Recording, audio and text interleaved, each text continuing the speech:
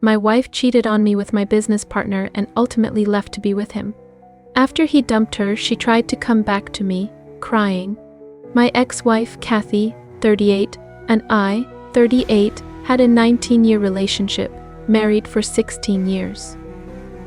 Together, we have a 14-year-old daughter, but nearly 6 months ago, she chose to leave everything for my now ex-business partner. Leon, who was close friend and co-worker, sold his shares and left the company after the affair came to light. We had run the business together for 5 years, during which he was involved with my wife for 3. I discovered the affair about 6 months ago when I spotted some texts on Kathy's phone. When I confronted her, she didn't deny it, she simply confessed. She claimed she was tired of hiding and just wanted to leave. I was blindsided, unaware of her unhappiness in our marriage, and was desperate to fix things. Even when she said she was leaving, I foolishly suggested we could work it out. Instead of considering my plea, she grew irritated and stated she only married me because she was pregnant and didn't want to be alone. She had tried to love me over the years, she said, but now she'd found real love. She was determined to move on and insisted I needed to accept it. I felt heartbroken, especially for our daughter, but Kathy left without a second thought. She filed for divorce, and the process was straightforward. She didn't ask for any alimony or settlements, and the asset division was fair. A couple of months later, I accepted that rebuilding was impossible, and we finalized the divorce. After filing, I confronted Leon, who expressed remorse. He claimed he wanted to tell me sooner but didn't know how. Within weeks, he resigned and announced he and Kathy were moving to avoid further complications for me. Kathy accepted a great job offer in Boston, where Leon could work with his cousin, and they had everything sorted out. He communicated this all in an email, after which we never spoke again. The last time I saw Kathy was 2 months ago on our divorce finalization day. Since then, I hadn't heard from either of them. My daughter and I were struggling, but we were managing. At least I had my business to focus on. I wanted to secure a bright future for my daughter. Then, around a week ago, things took a turn. Late one evening, someone began frantically ringing our doorbell and knocking. My daughter was already in bed, and I was finishing up some work when we decided to check. Through the window, we saw it was Kathy.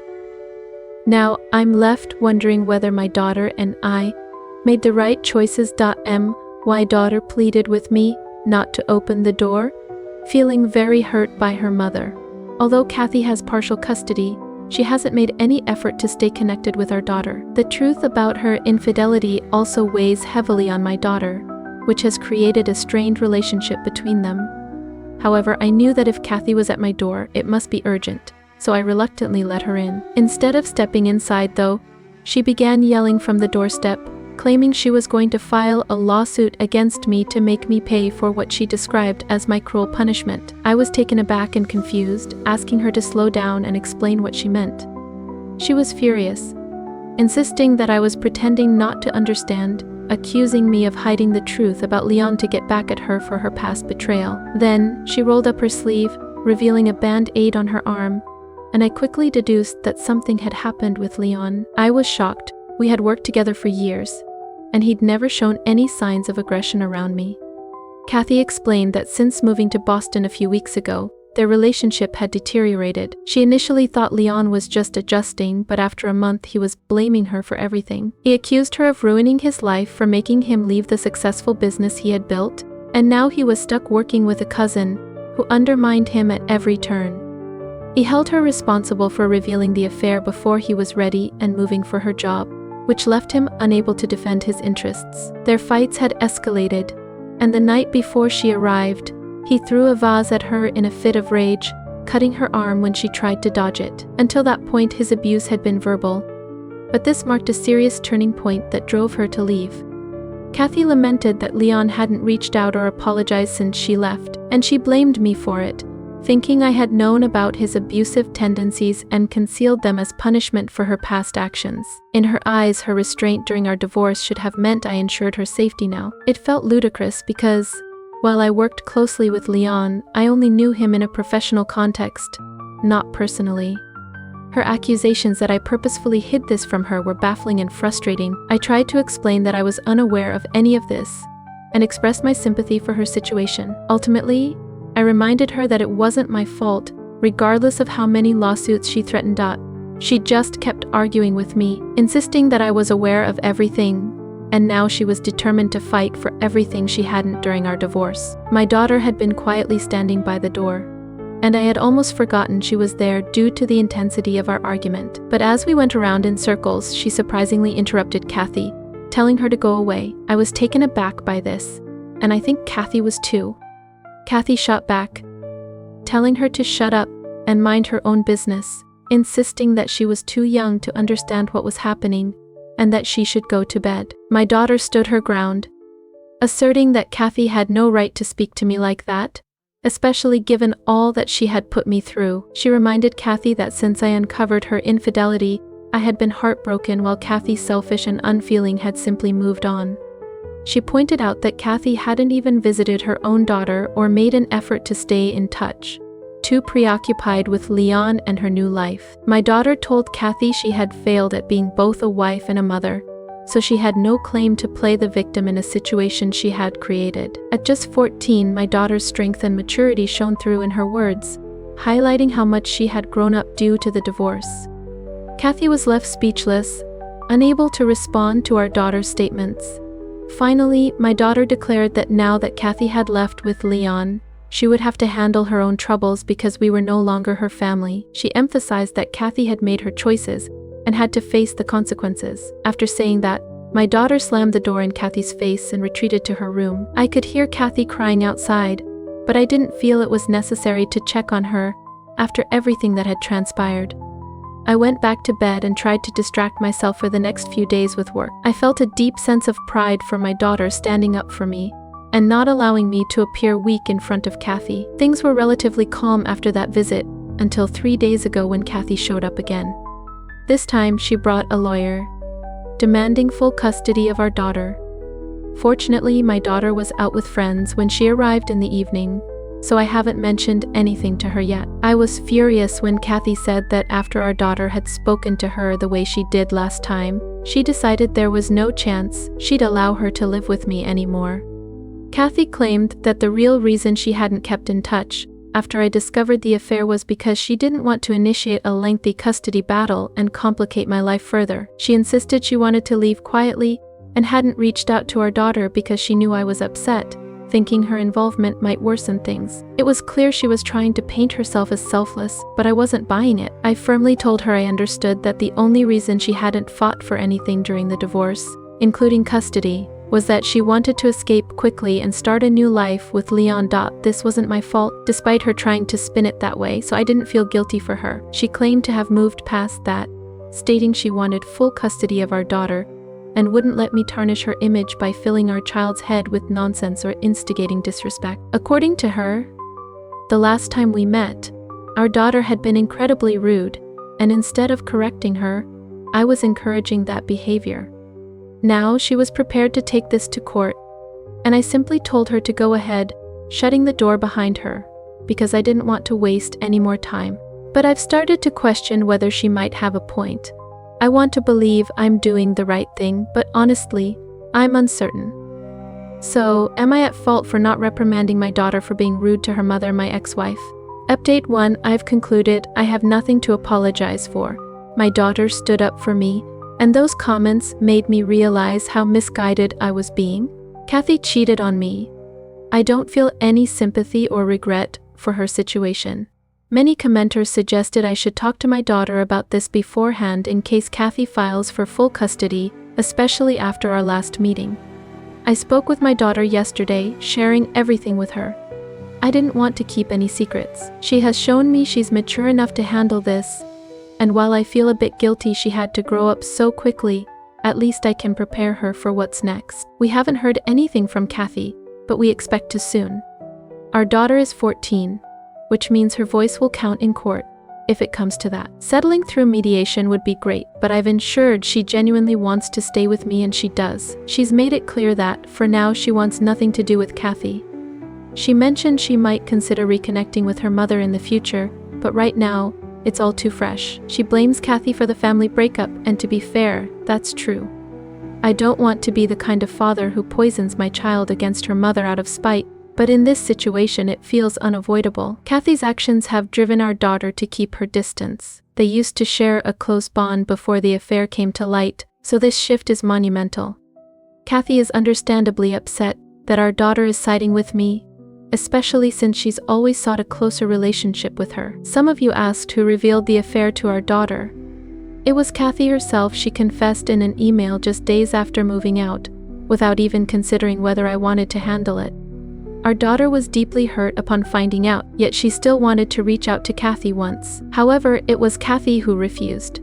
When I tried to facilitate a conversation between them, Kathy stated she was too busy with divorce matters and felt the topic was inappropriate to discuss. She claimed everything she needed to say was in that email, and she had nothing more to add. I attempted to persuade her to have a conversation with our daughter, who had a lot of questions. After that, she ceased all communication with us, leading to a drastic shift in my daughter's perception of her mother. I don't believe it's fair for Kathy to place all the blame on me for this situation. Regardless, I've consulted my lawyer, and we're preparing to address the matter. Update 2: a couple of days ago, I received the full custody notice from Kathy, and I promptly contested it with my lawyer. We're set to meet with the court-appointed mediator tomorrow. Today, Leon called me, which caught me off guard since we hadn't really had anything to discuss. However, I picked up the call and he asked if I could send Kathy back to him. He mentioned he'd been trying to get in touch with her for days, suspecting she was with me, or at least had spoken to me, and he wanted to know her whereabouts. I told him I had no idea where she was living, but I'd spoken with her recently, and she was here to fight for custody of our daughter. My intention wasn't to help Leon. I thought that perhaps if he visited Kathy he might persuade her to return. If luck was on my side, maybe he could even convince her to relinquish her rights to our daughter. I filled him in on everything and added that she was quite upset by his lack of communication since that night she left. If he wanted her back, I suggested he act quickly. He seemed completely unaware of the manipulation at play, which worked to my advantage. I'm hopeful that Kathy still wants to reconcile with him, and when he comes around, she might choose to go back. I shared this strategy with my lawyer, and he believes I made the right move. Even though the odds are in our favor, it wouldn't hurt to save time and energy and resolve this before it escalates. Update 3: Kathy and I had our first mediation session 2 days ago, and it was unsurprisingly unproductive. She disagreed with everything we proposed, proclaiming it a waste of time, and ended the session within 30 minutes. Afterward, I picked up my daughter from school, and when we returned home, Leon was waiting at our doorstep. He looked like he'd been through quite a lot after spending those months with Kathy. I told him he needed to leave since my daughter and I wanted to unwind and didn't have the space for this drama. I had already done what I could for him, and I wasn't inclined to go out of my way for someone who had an affair with my wife. He broke down, saying after their last fight, she hadn't responded to any of his texts, and he had no clue where to find her. I reiterated, just like before, that I had no idea where she was staying and couldn't help him. He sank onto the porch steps, sobbing with his head in his hands, and I started to feel a bit frustrated. Both he and Kathy had turned my life upside down, yet here he was, comfortable enough to ask for my help in tracking her down, so they could work things out. I told my daughter to go inside so I could handle the situation, and once she was out of sight, I informed Leon that it was time for him to leave. I was done with both of them. Just to be thorough, I handed him Kathy's parents' contact information and told him to reach out to them if he couldn't get a hold of Kathy. He needed to leave us alone. I made it clear that he'd ruined my life along with hers, and I didn't want to see him lurking around ever again. He attempted to apologize, saying he never meant to hurt me but had fallen for her and couldn't help it. I didn't want to hear his excuses, so I stayed silent, and he eventually walked away. I'm so exhausted and confused that I don't even know what I'm doing with my life anymore. I truly hope that Leon and Kathy can work things out for my sake, if not for theirs. If they manage to do that, maybe they'll finally leave my daughter and me alone, allowing me to move on with my life. Honestly, I'm at a loss for what's happening and how I should feel about anything. Most of the time, I just feel numb and can't wait for all of this to be over. Update 4: Hi there. A few days ago, Kathy called off our mediation sessions and expressed her desire to take the matter to court. We all knew that wouldn't end well for her, but I guess she was in denial until now. Earlier today, she visited me with Leon. It seems they managed to patch things up. I didn't let them in since my daughter was home and not feeling well, so I asked Leon to wait at a nearby cafe. I called my mother to watch over my daughter and then headed to the cafe to talk things through. When I arrived, Kathy and Leon apologized for everything they'd put me through, but I had to tell them that their apologies didn't matter to me anymore. I wanted to know why they'd called me there. I didn't want to waste time on insincere apologies, so they got straight to the point. They admitted they'd made a mistake by betraying me, and that they weren't happy in Boston. Kathy really missed our daughter, and Leon missed being his own boss. Now, Kathy wanted me to agree to let our daughter visit her every weekend, or at least every other weekend, to maintain the life she had. Leon's demands were even wilder. He wanted to come back as a partner in the business and start a branch in Boston. To top it off, they pressured me to decide within a couple of days. Because Kathy's job was on the line, her employers said she had to return to the office if she wanted to keep her position. Even if I wanted to consider their proposal, I felt trapped. That's why I flatly told them there was no way I would agree to any of that. Leon had already resigned and sold his shares. I had the paperwork to prove it, so I couldn't trust him enough to bring him back. Kathy's suggestion was absurd. Our daughter shouldn't have a life where she has to travel back and forth just to see her mother. She should have thought about these consequences before moving to Boston. This was not my fault. They began to argue, insisting they wanted to find common ground because they truly didn't want to fight this out in court. I told them their belief that they could win in court was amusing. The only reason they wanted to negotiate in person, I was neither weak nor foolish enough to succumb to their manipulations. The only reason I agreed to meet with them was to put an end to this ongoing saga. My statement left them speechless. They knew they wouldn't stand a chance if this were to go to court. I made it clear that the most I could offer, particularly for Kathy's sake, was to talk to our daughter and see if she'd agree to meet Kathy during her visits. Beyond that, I wasn't willing to do anything else. It was take it or leave it. I wouldn't waste any more of my time fighting with them. Kathy seemed pretty desperate, so she quickly agreed, and I walked away. I plan to discuss it with my daughter when she's feeling better, but I won't force her into anything she's not comfortable with. If she chooses not to see her mother again, that'll be her decision. I'm not going to persuade her one way or the other.